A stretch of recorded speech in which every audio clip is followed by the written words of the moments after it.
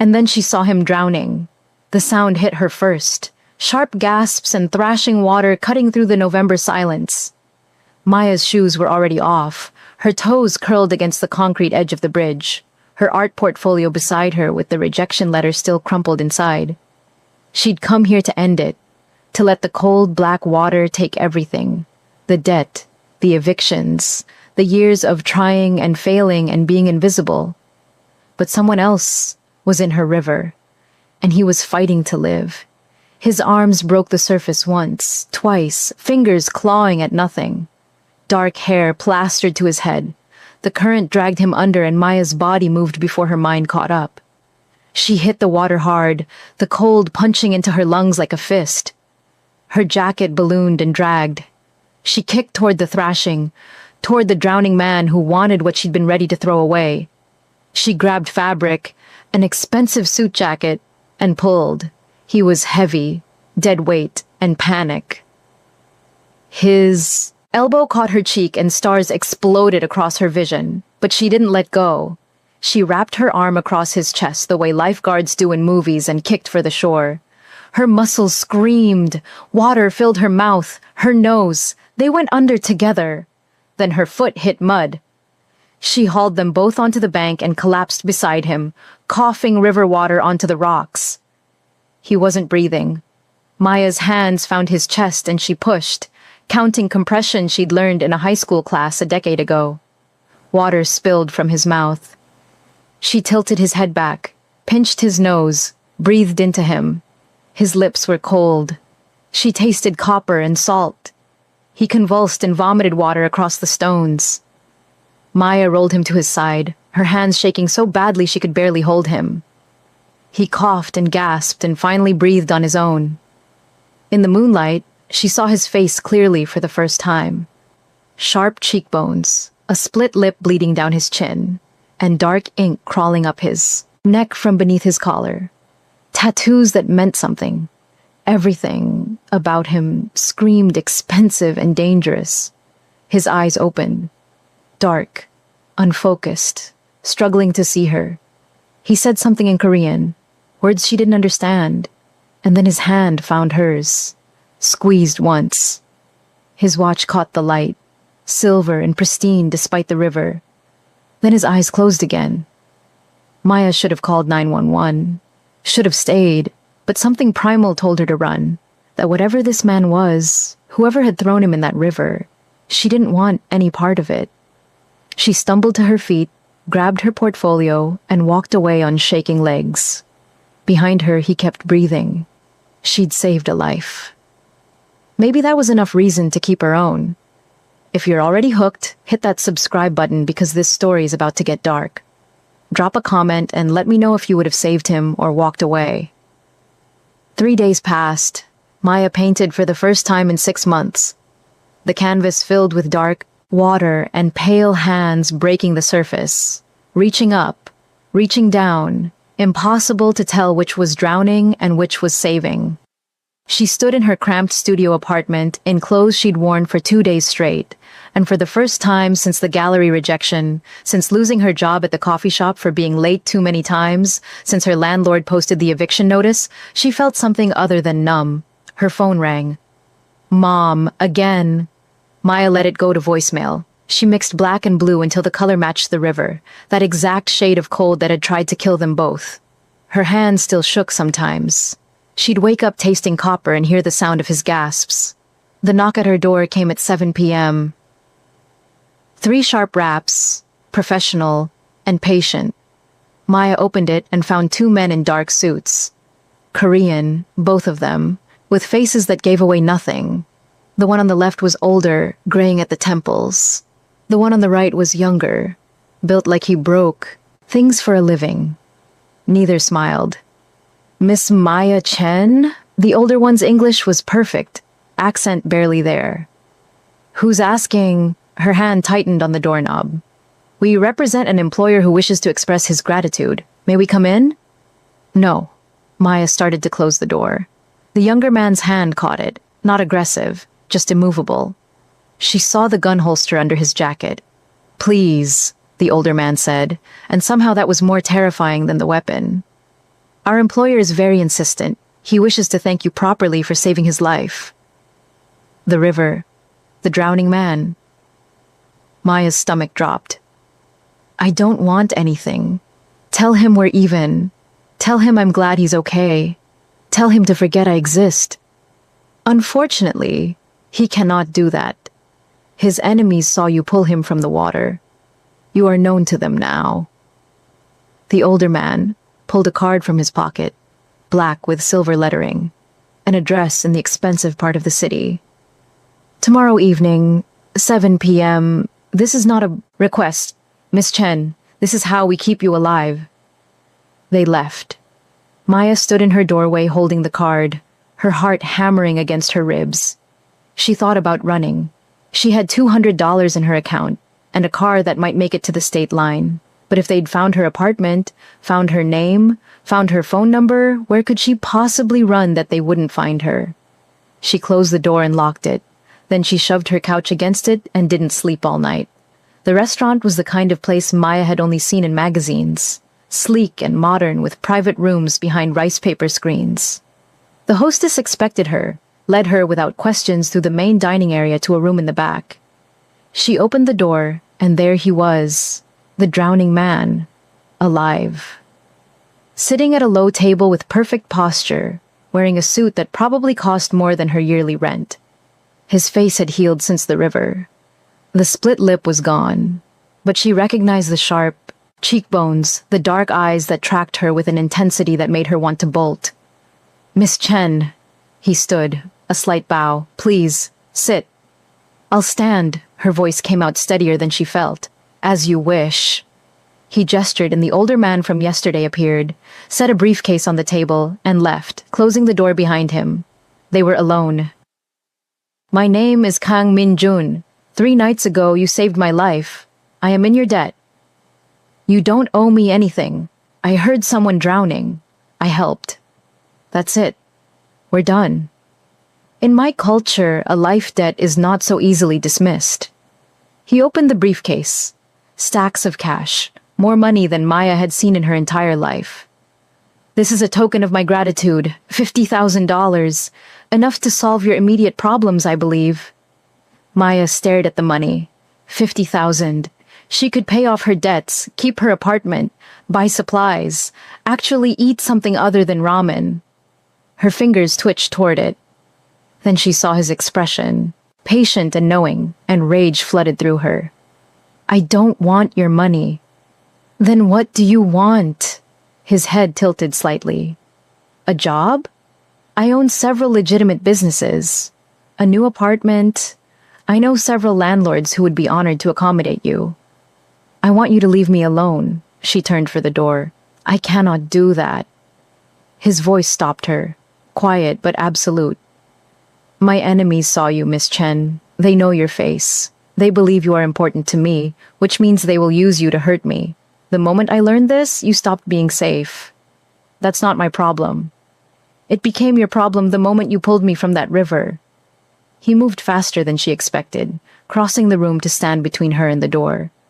Up close, she could see the faint scar on his temple, fresh. I did not ask for your help, but you gave it, and now we are bound. You can hate me for it. You can refuse my money, my gratitude, every offer I make. But I will not allow you to die because of your kindness. You don't get to decide what happens to me. Neither do you, not anymore. His eyes held hers, dark and unflinching. Someone threw me in that river to kill me. Someone from my own organization. They are still out there, still hunting, and now they know about you. So you have 2 choices. Accept my protection and live, or refuse it and become a headline. Maya's hands curled into fists. You're threatening me. I am telling you the truth. He stepped back, pulled his phone from his pocket, and showed her a photo. Her apartment building, taken today from across the street. A man in a leather jacket watching her window. This man has been there since noon. He is not one of mine. Would you like to guess who sent him? The room tilted. Maya grabbed the edge of the table. I have a car waiting. Minjun said quietly. It will take you to a secure location. Your belongings are already being moved. You can refuse, walk out that door, go home. But he will follow you, and I cannot protect you if you will not let me. This is insane. Yes, something almost human flickered across his face. I wish you had let me drown, Maya laughed, a broken sound. Yeah, me too. We're hitting the midpoint and things are about to get so much worse for Maya. If you're loving this, smash that like button and drop a comment telling me what you'd do in her situation. Would you take his protection or run? The penthouse occupied the top 3 floors of a building Maya couldn't afford to look at. Floor-to-ceiling windows overlooked the city, lights spreading out like stars. Her paintings, her clothes, her entire pathetic life had been packed into boxes and arranged in a bedroom bigger than her whole apartment. Minjun's people moved like ghosts, silent and efficient. The older man from before introduced himself as Jay, head of security, and explained the rules with the warmth of a prison warden. Do not leave without security. Do not contact friends or family from your personal phone. Do not ask questions about business you witness. Stay alive. Then they left her alone in her gilded cage. Maya spent the first hour testing every window. None opened. The elevator required a key card she didn't have. Her phone had been replaced with a new one. Different number, only 3 contacts saved. Minjun, Jay, emergency. She threw it across the room and it bounced off a leather couch that probably cost more than her car. She was trapped. Trapped by a man she'd saved. Trapped by his enemies. Trapped by her own stupid, heroic impulse. The woman who'd stood on that bridge ready to jump now couldn't leave a penthouse even if she wanted to. The laugh that bubbled up tasted like hysteria. A door opened. Minjun stepped into the living room, loosening his tie. He looked tired, she realized, the kind of exhaustion that lived in bones. He saw the phone on the floor, her tear-streaked face, and something in his expression softened. I know this is not what you wanted. You don't know anything about me. Maya's voice cracked. I know you're an artist. I know you lost your job 3 weeks ago. I know your landlord filed for eviction. I know you maxed out your last credit card, buying your mother's heart medication. He moved to the bar, poured 2 glasses of whiskey, and offered her one. I know you went to that bridge to end your life, and I know the sound of me drowning changed your mind. The glass slipped from Maya's fingers. It hit the carpet, whiskey soaking in. How do you... I make it my business to know everything about people who save me, and people who might be used against me. He set his own glass down, untouched. Your mother called your old phone 17 times today. Jay told me I can arrange for you to call her back, monitored if you need to. Monitored, Maya's hand shook. Like a prisoner. Like someone being kept alive. He moved toward her, slow, like approaching a wounded animal. I did not ask for this. You think I want the responsibility of your life? You think I want to care if you live or die? I have enough blood on my hands, Miss Chen, but you tied yourself to me, and I will not let you drown for it. Stop saying that like I had a choice. You did! His control cracked just for a second, and she saw the rage underneath. You could have walked past, called 911 and left. But you jumped in. You breathed life back into me. You made yourself matter, and now I cannot unmake it. They stood 3 feet apart, both breathing hard. Maya saw it then. The thing he was trying to hide. Fear. He was afraid. Not of dying. Of her dying. Of caring about something soft in his world of sharp edges. Who are you? She whispered. Someone who should have drowned. He turned away, shoulders rigid. Your apartment was burned tonight. Professional job. Everyone got out, but the building is gone. If you had been there, they would have made sure you were not so lucky. The room spun.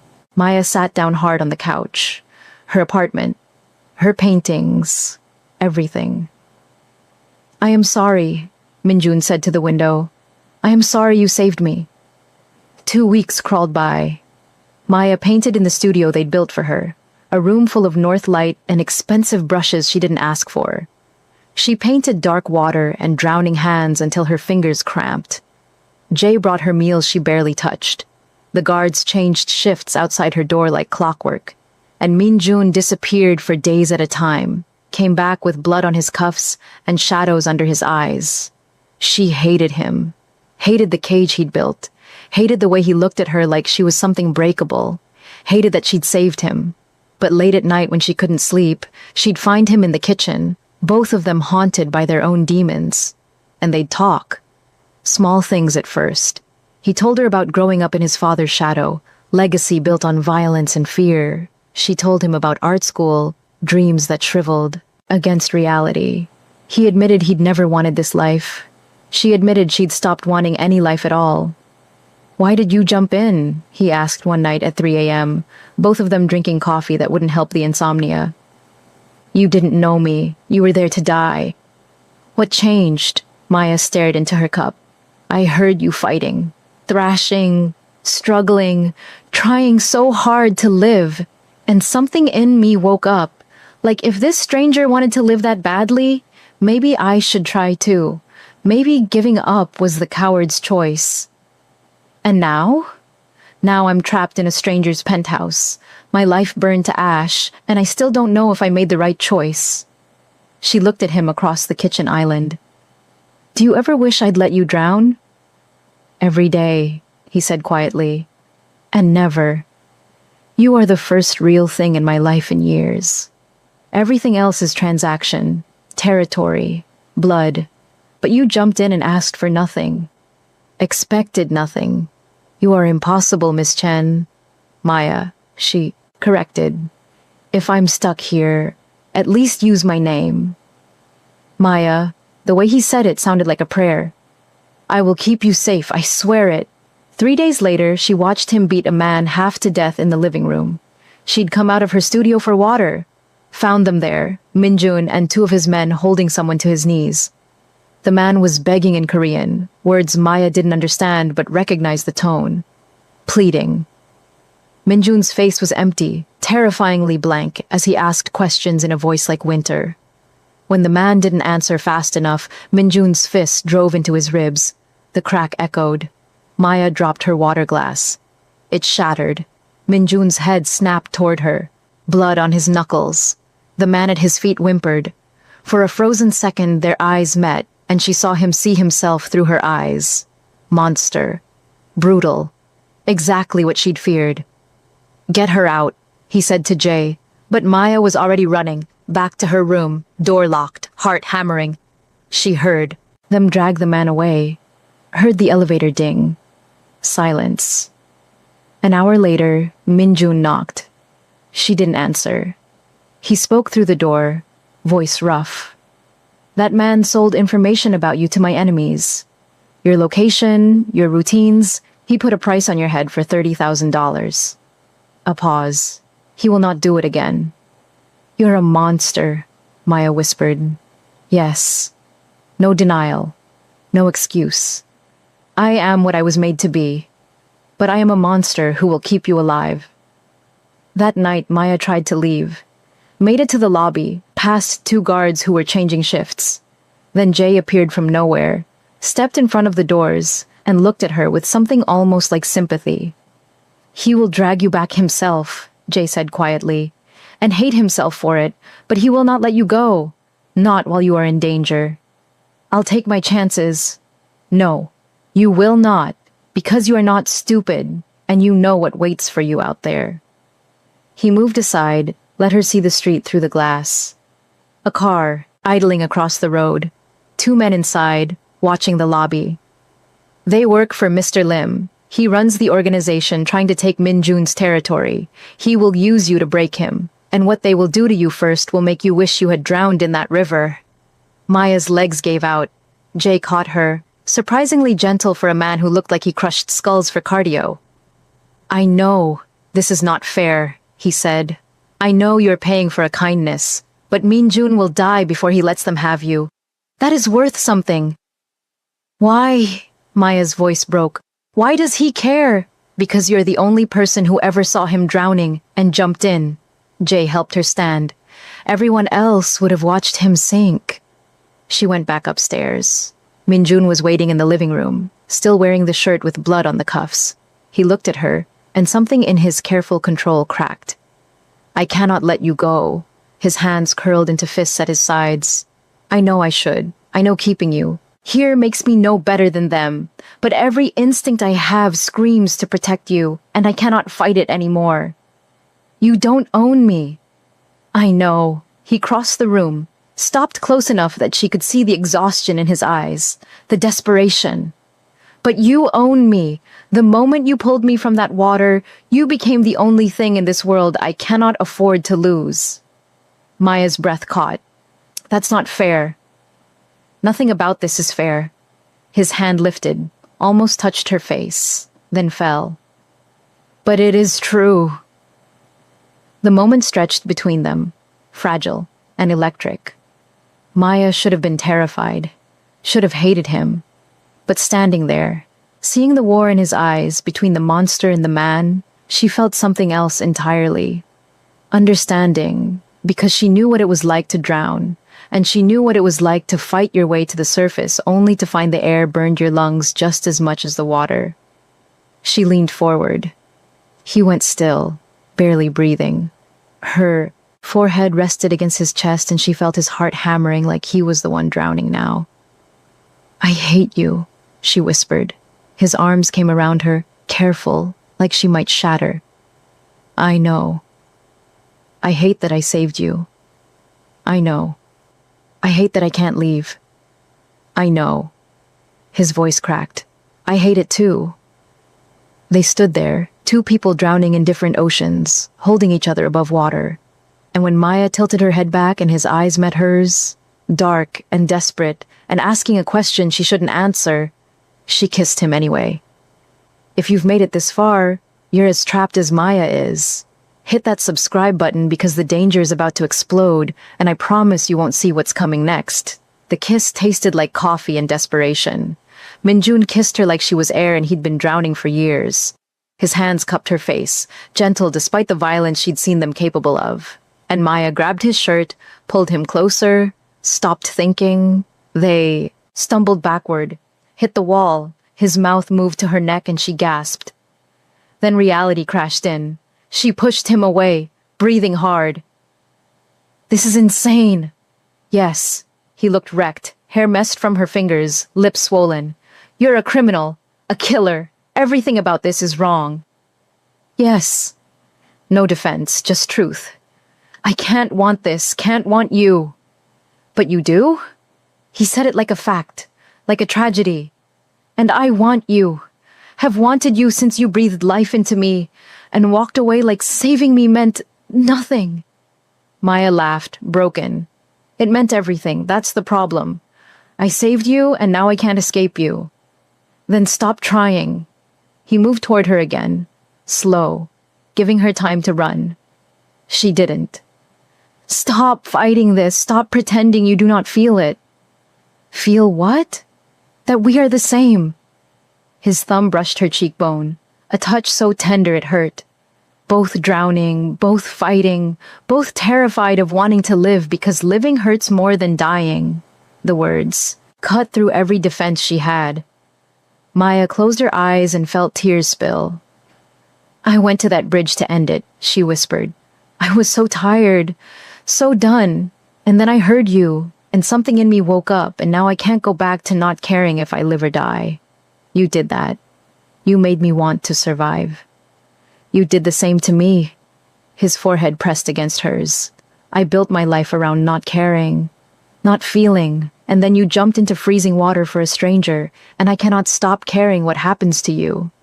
They kissed again, slower this time, deeper. Maya let herself have it, have him, just for a moment. Let herself feel wanted and alive and something other than numb. His hand slid into her hair and she made a sound against his mouth that was half sob, half surrender. When they finally broke apart, both breathing like they'd surfaced from deep water, Minjun rested his forehead against hers and spoke in Korean. She didn't understand the words, but felt the weight of them. What does that mean? It means you are going to ruin me, he said quietly, and I will let you. That night, Maya slept in his bed. Not sex, not yet, just tangled together like survivors clinging to wreckage. His arm around her waist, her head on his chest, listening to his heartbeat and remembering how it had stopped under her hands, how she'd brought him back, how they'd brought each other back. In the morning, everything shattered. The explosion came at dawn. Maya jerked awake to the sound of shattering glass and alarms screaming. Minjun was already moving, grabbing a gun from the nightstand, pushing her toward the bathroom. Stay down! Gunfire erupted in the living room. Maya heard shouting, Jay's voice barking orders. Minjun was at the door returning fire, and she saw men in masks pouring from the elevator. This was it. The attack Jay had warned her about. They'd come for Minjun and they'd come through her. One of the attackers broke through, rushed the bedroom. Minjun shot him twice, but another came behind. Maya grabbed the lamp from the nightstand and swung it. It connected with the man's head and he went down. Minjun stared at her for one frozen second, then grabbed her hand and ran. They made it to the stairwell. Jay appeared with 3 other guards, bleeding from a cut above his eye. Service exit! Now!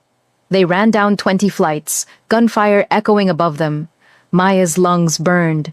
Minjun kept his hand locked around hers, wouldn't let go even when she stumbled. They burst into the underground parking garage and piled into an armored car. Jay drove like he was trying to kill them differently. How did they find us? Minjun's voice was ice. Inside job, Jay said grimly. Has to be. Only our people knew the security schedule. Maya pressed against Minjun's side, shaking so hard her teeth chattered. He pulled her close, one arm around her shoulders, while the other held his gun trained on the rear window. His shirt was torn, blood seeping through near his ribs. She pressed her hand against it. You're hit. Grazed. I'm fine. You're bleeding. I'm fine. He looked down at her, something fierce in his eyes. You hit that man with a lamp. He was going to kill you. You could have run, hidden. Instead, you fought. Yeah, well, Maya's laugh sounded hysterical even to her own ears. Apparently, I'm really committed to keeping you alive. His hand found hers, squeezed, blood and violence, and something that felt dangerously like love. They ended up in a safe house across the city, a nondescript apartment in a building that looked abandoned. Jay swept it for bugs while Minjun stripped his ruined shirt and let Maya bandage the bullet graze. Her hands shook, but she focused on the task, on antiseptic and gauze, and not thinking about how close that bullet had come to his heart. This can't keep happening, she said. I know. They'll keep coming, keep trying to kill you. Kill me! I know. He caught. Her wrist stilled her shaking hands. I'm going to end this. Find who betrayed me. Burn their operation to ash. And then what? And then you will be safe. Will I? Maya met his eyes. Or will there just be another enemy, another threat, another reason I can't leave? He looked at her like she'd stabbed him. You want to leave. I want a choice. Her voice broke. I want to not be a prisoner in a war I didn't sign up for. I want to paint and live and not wake up to gunfire. I want normal. I cannot give you normal. I know. Tears spilled down her cheeks. That's the problem. I'm falling for someone who can only offer me danger and blood and a lifetime of looking over my shoulder. And I don't know how to stop. Minjun pulled her against his chest, wrapped his arms around her like he could shield her from the truth. I'm sorry for all of it. If I could go back, if I could drown and spare you this? Don't. Maya fisted her hands in his hair, pulled his face down to hers. Don't you dare. I jumped in. I chose to save you, and I'd choose it again, even knowing what it cost.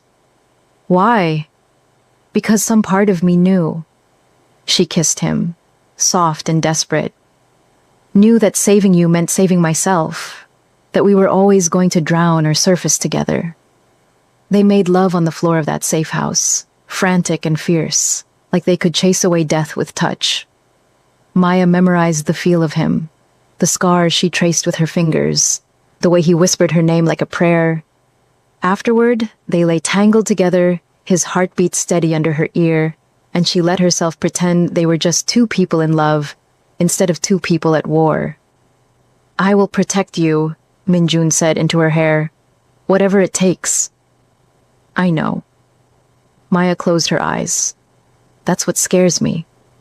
Because she'd seen what he was capable of. Seen the violence he wielded like a blade, and she was terrified that protecting her would destroy him, would turn him into something she couldn't recognize, something she couldn't love.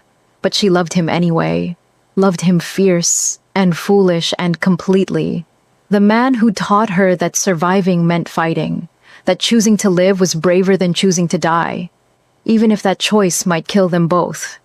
Stay with me, because the betrayal is about to be revealed, and everything Maya thinks she knows is about to explode.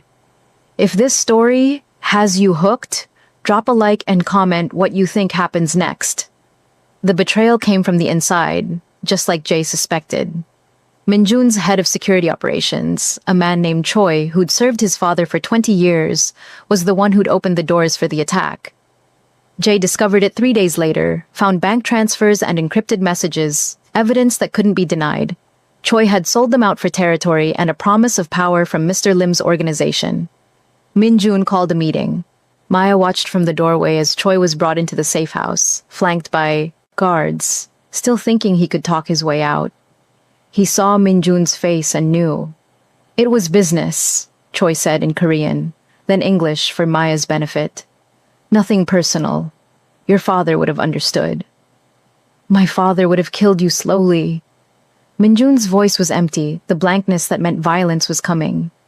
"But I am not my father." He shot Choi once, clean through the heart. The man dropped. Maya flinched but didn't look away. This was the world she'd chosen, the man she'd chosen. She couldn't close her eyes to it anymore. Minjun's hand shook as he lowered the gun. Jay moved forward, started directing the cleanup. Minjun walked past Maya without seeing her, into the bedroom, closed the door. She heard something break. Then silence. She found him sitting on the floor, head in his hands. The gun was on the bed. His shoulders shook. "I knew him since I was a child," Minjun said without looking up. "He taught me to shoot, to fight, and he sold me for money." Maya sat beside him, took his hand. It was still warm from the gun. "I'm sorry. I killed him and I feel nothing. That is what I am. That is what this life makes you. You feel something." She squeezed his hand. "I can see it. You're breaking." "Then let me break." He finally looked at her, eyes red. "Let me shatter, because I am so tired of being what they made me, so tired of blood and betrayal, and never trusting anyone." "You trust me." "Yes." A broken laugh. "The woman who saved me, the only person in my world who wants nothing from me except honesty.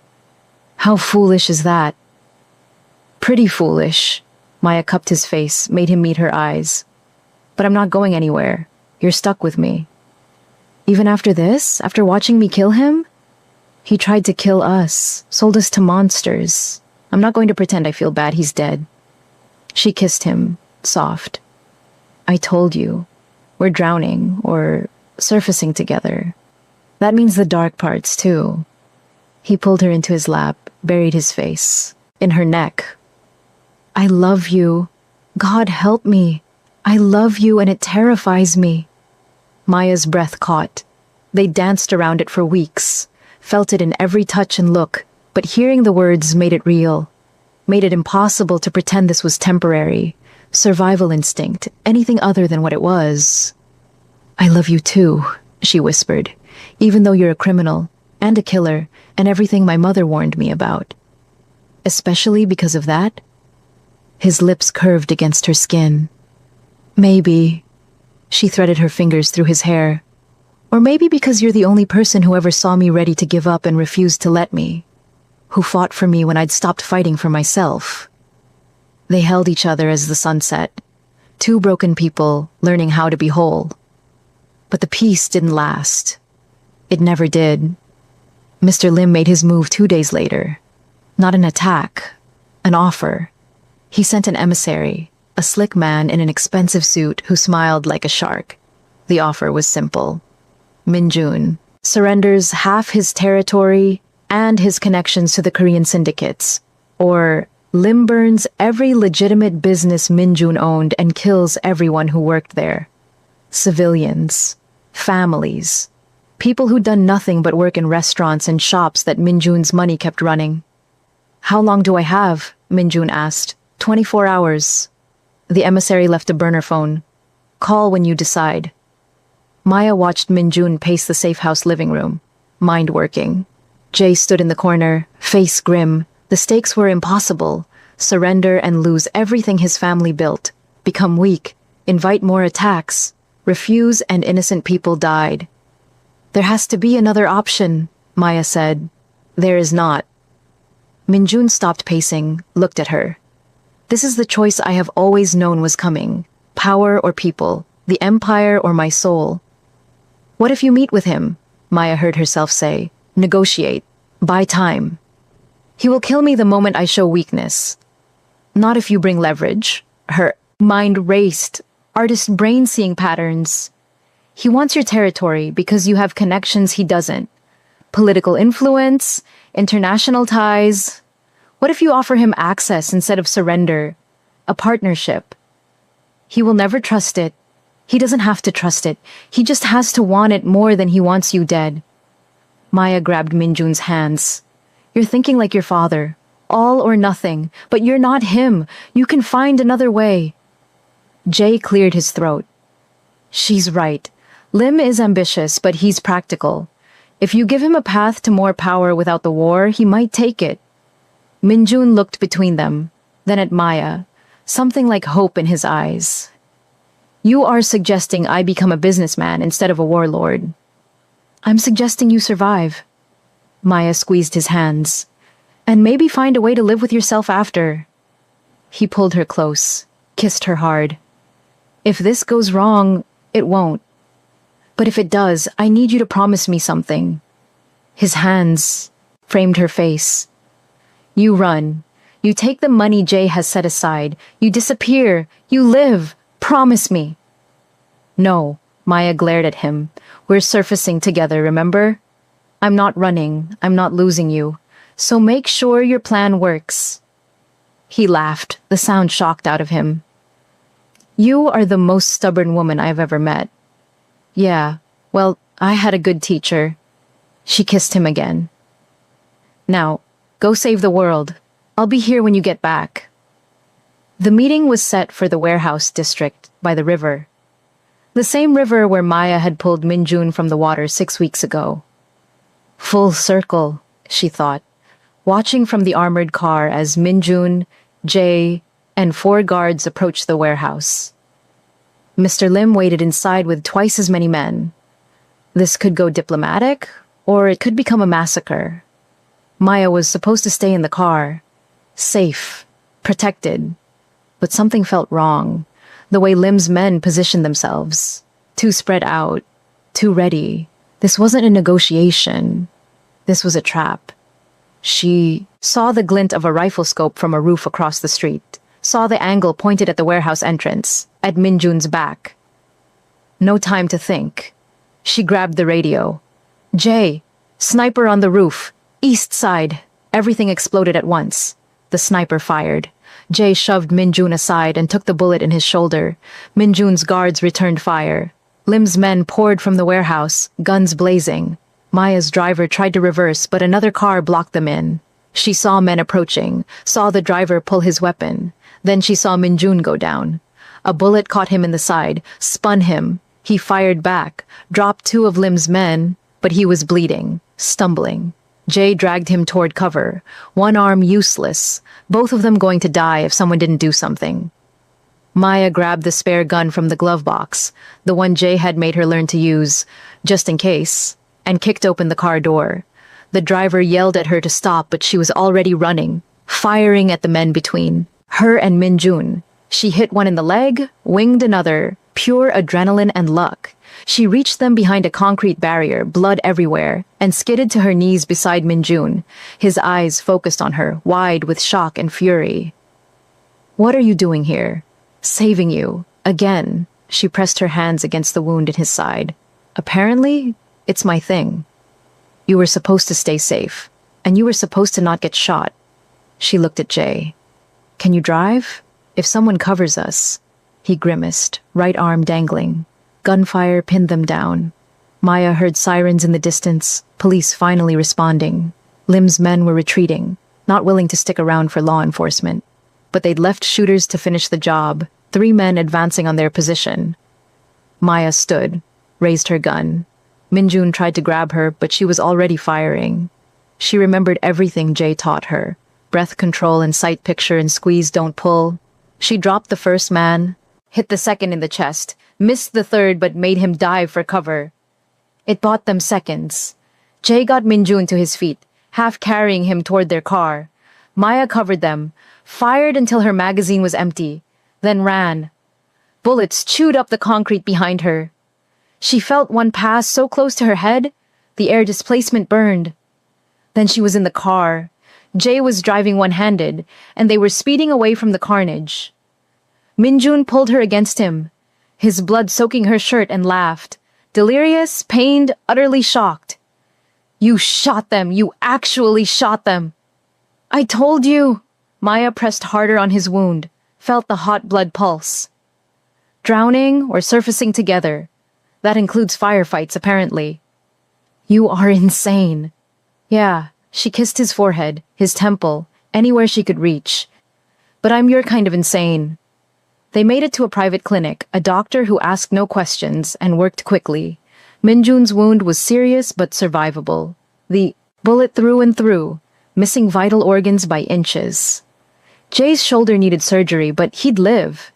Maya sat in the waiting room, hands shaking, covered in blood that wasn't hers, and tried to process what she'd just done. She'd killed people, shot them without hesitation to save Minjun. Became exactly what she'd feared, a person capable of violence, of choosing who lived and died. And the worst part? She didn't regret it. Would do it again, would do anything to keep him breathing. When the doctor finally let her in, Minjun was sitting up, heavily bandaged, high on painkillers but conscious. He saw her, and something in his expression broke. "Come here." Maya went, let him pull her onto the bed beside him, careful of his injuries. He held her like she was the one who'd been shot, like she was the miracle. "You saved me," he said, again. "Told you I'm committed." She traced the edge of his bandage. "Though maybe next time we could skip the part where you get shot. Next time I am locking you in a bunker." But he was smiling, painkillers making him soft. "My stubborn, brilliant, completely unhinged savior." "Is Lim dead?" "No. He escaped, but his operation is crippled. Most of his men are arrested or dead. He will not move against us again anytime soon." Minjun's hand found hers. "You bought us time, and maybe a chance at something different." "What do you mean?" "I mean I am tired, Maya. Tired of the blood, the endless war. You made me see that I could choose differently, build something instead of just protecting what my father built." His eyes met hers, clear despite the drugs. "I want to try. For you. For us." Maya felt tears spill. "You'd really leave this life?" "Not entirely. I cannot erase what I am, but I can choose what I become." He wiped her tears with his thumb. "You chose to surface when you saved me. Let me choose it too." She kissed him, gentle around his injuries, tasting salt and copper and hope. "Okay, let's surface. Together." "Together," he agreed. And despite everything, despite the blood and the danger and the impossible odds, Maya believed him. We're in the final stretch, and you've stuck with Maya and Minjun this far. If this story has grabbed you by the throat, hit that subscribe button and drop a comment telling me what you think happens next. Because trust me, we're not done yet.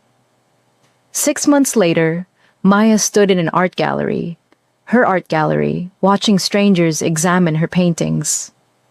The collection was called Drowning/Surfacing, and every piece told a story.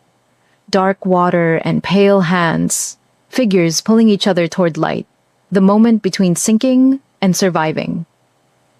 Critics called it raw, visceral, unflinching. They didn't know the half of it. Min-jun stood beside her, one hand resting at the small of her back. He looked different in a suit with no blood on it. Hair styled, playing the part of wealthy benefactor instead of crime lord. He'd kept his word, stepped back from the violence, promoted Jay to handle the legitimate businesses while he quietly dismantled the illegal operations. It wasn't clean, wasn't simple. Some of his father's old associates had to be convinced with force. But Min-jun was building something new from the ashes of what his family had been. That one, he said, nodding toward the centerpiece painting. Two figures in water, arms wrapped around each other, impossible to tell who was saving whom. That is my favorite. Mine too. Maya leaned into him, let herself have this. The gallery, the art, the man who'd become her anchor and her storm. It's us. Yes. He pressed a kiss to her temple, careful of the crowd watching. It is. A woman approached, elegant and sharp-eyed, recognizing Min-jun. She engaged him in conversation about investments and opportunities. Maya drifted away, let him work the room. This was part of the new life, too. Networking and legitimacy and pretending they were normal people with normal problems. Her phone buzzed. A text from an unknown number. Maya's stomach dropped even before she read it. Beautiful gallery. Shame if something happened to it. Or to her. Tell Kang he should have finished me when he had the chance. Lim. Ice flooded her veins. She looked up, scanned the crowd, saw nothing suspicious. But Lim was out there, had found her, was threatening her again. The war wasn't over. It had just been sleeping. Maya caught Min-jun's eye across the room. He saw her expression and was moving before she could signal, excusing himself, crossing to her. What is wrong? She showed him the phone, watched his face go hard, the businessman mask cracking to show the killer underneath. He is here, or watching. We need to leave, now. No, Maya grabbed his arm. We're not running. Not anymore. This is my life, my gallery. I won't let him take it. Maya, I said no. She looked him in the eye. You wanted to build something different, something real. We don't do that by running every time he threatens us. We do it by standing our ground.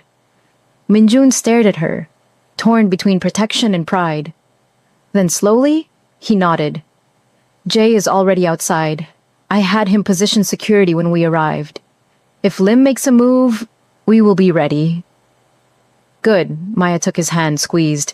Then let's finish this opening, show him we're not afraid. They stayed, smiled at critics and collectors, sold 3 paintings, played normal so convincingly Maya almost believed it. But when the last guest left and they were alone in the gallery, Min-jun pulled her close and she felt him shaking. I cannot lose you, he said into her hair. I cannot go through that again. You won't. Maya pulled back, cupped his face. We're going to end this, together. Like everything else. How? I don't know yet. She thought of the river, the bridge, the choice she'd made to save a drowning stranger. But I didn't pull you out of the water just to let you drown in this. We'll find a way. They left through the back, Jay and 4 guards surrounding them. The car ride home was silent, both of them processing. When they reached the penthouse, Min-jun checked every room, every window, the warrior returning now that the businessman mask was off. Maya watched him and saw both men clearly. The killer and the builder, the monster and the man, and loved him for containing them both. That night in bed, he held her like she might disappear, face buried in her neck, breathing her in. I am afraid, he admitted, of failing you, of my world destroying the life we are building. I'm afraid too. Maya ran her fingers through his hair. Terrified, actually, but fear means we have something worth protecting, something worth fighting for. You are worth fighting for. He lifted his head, eyes fierce. Worth killing for, worth dying for. Then live for me instead. She kissed him softly. Choose to surface. Every day. Every threat. Choose the life we're building over the war we're leaving. I will try. His arms tightened around her. For you, I will try. They made love slowly. Every touch a promise. Every kiss a vow. This was what they'd fought for. This quiet intimacy. This choice to hold each other above the drowning. And when Maya finally slept, curled against Minjun's chest, she dreamed not of dark water, but of light breaking the surface, of hands reaching up and finding sky. The confrontation with Lim came 3 days later, but not how Maya expected. He sent an invitation, formal and polite, to a meeting on neutral ground, a restaurant in Koreatown, public and watched, too many witnesses for violence. Minjun wanted to refuse. Jay advised against going, but Maya saw an opportunity. Let me come with you, she said. Absolutely not. Listen to me. She grabbed his hands. He's targeting me to get to you, making me the weakness. But what if I'm the strength instead? What if we face him together? Show him that threatening me doesn't work because I'm not some helpless victim? You are asking to walk into danger. I'm asking to end this. Maya met his eyes. On our terms. Together. Minjun looked at Jay, who shrugged. She has a point, and she proved she can handle herself. Fine. Minjun pulled Maya close, kissed her hard. But you stay beside me, you do exactly what I say, and if anything goes wrong, you run. Deal. She kissed him back. Let's finish this. The restaurant was crowded, lunch rush in full swing, civilians everywhere. Lim sat at a corner table, 2 bodyguards flanking him, smiling like this was a social call. He stood when they approached, bowed slightly to Maya. Miss Chen, you are even more beautiful in person than in photographs. And you're exactly as creepy as I imagined. Maya sat before Minjun could pull out her chair, took control of the dynamic. Let's skip the pleasantries. You want something. What is it? Lim laughed, genuinely amused. Direct. I like that. Very well. I want what I have always wanted. Territory, connections, power. Your lover has been very stubborn about providing them. Because you tried to kill us. Maya leaned forward, multiple times, not exactly building trust. Business. Lim spread his hands. Nothing personal, but perhaps we can find a solution that benefits everyone. We're listening, Minjun said, voice flat. What followed was negotiation, the kind Maya had watched Minjun navigate before, but never participated in. Lim wanted access to political connections in Korea, shipping routes for legitimate cargo, a partnership that gave him respectability. In exchange, he'd end the attacks, acknowledge Minjun's territory, and leave them alone. You could have offered this months ago, Maya said, before the warehouse, the attempts on our lives. Why now? Because now I know you are serious about leaving the old ways. Lim looked at Minjun. Building galleries, investing in legal businesses. You are becoming weak. Or smart. Time will tell which. And if I refuse your offer, then the war continues. And eventually, one of us dies. Lim smiled. But I think you are tired of war, Kang. I think you would rather build something with your beautiful artist than burn it all down defending your pride. Maya felt Minjun's tension, the struggle between the man his father raised and the man he wanted to become. She squeezed his hand under the table. Choose us, the gesture said. Choose the surface. Agreed, Minjun said finally, but with conditions. You do not contact her. You do not threaten her. She is off limits entirely. That is not negotiable. Done. Lim extended his hand. To peace and profit. Minjun shook it. The deal sealed. They left the restaurant alive, unshot. Something that felt dangerously like hope settling in Maya's chest. In the car, Jay let out a long breath. I cannot believe that worked. Neither can I, Minjun admitted. He looked at Maya, something like awe in his expression. You faced him without fear. I was terrified, Maya laughed, shaky. But I meant what I said. I'm done being the weakness he uses against you. If I'm going to be in your life, I'm going to be a partner. An equal. You already are. He pulled her close, kissed her temple. You have been since the moment you jumped in that river. The months that followed were strange and ordinary.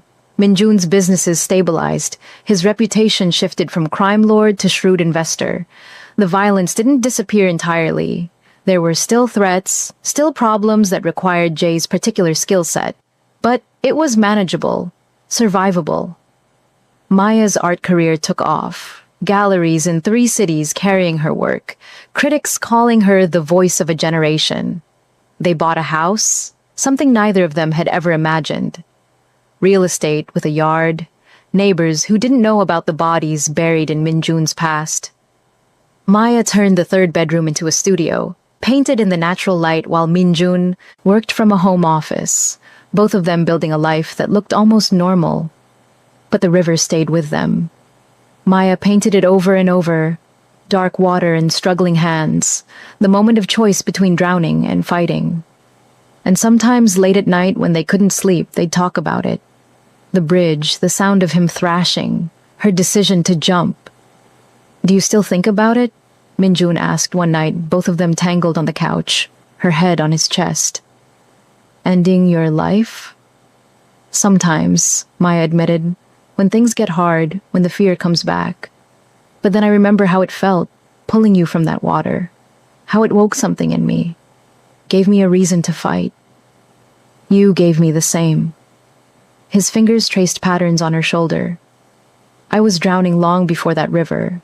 Drowning in expectations, in violence, in becoming what my father demanded.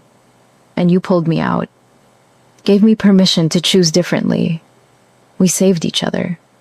Yes. He kissed the top of her head. We did. The final piece of Maya's next collection was a self-portrait, her standing at a river's edge, shoes off, water dark below. But she wasn't alone. Minjun stood beside her, hand in hers, both of them looking forward instead of down. The title was simple, Surface. The night of the opening, standing in a new gallery full of people who'd paid to see her vision of survival, Minjun found her in front of that painting. He wrapped his arms around her from behind, chin resting on her shoulder. That is us, he said. That's us choosing. Maya leaned back into him. Choosing life, choosing each other, choosing to surface instead of sink. Every day, he agreed, for the rest of my life, I choose you. Maya turned in his arms, looked up at the man who'd been drowning and fighting, and refusing to give up, even when the water tried to take him. The man who taught her that surviving meant choosing to fight. That love could be found in the darkest water if you were brave enough to reach for it. I love you, she said. I love you, he answered, and there in a gallery full of paintings about drowning and surfacing, 2 people who'd saved each other held on tight and chose to keep living. Together. Always together.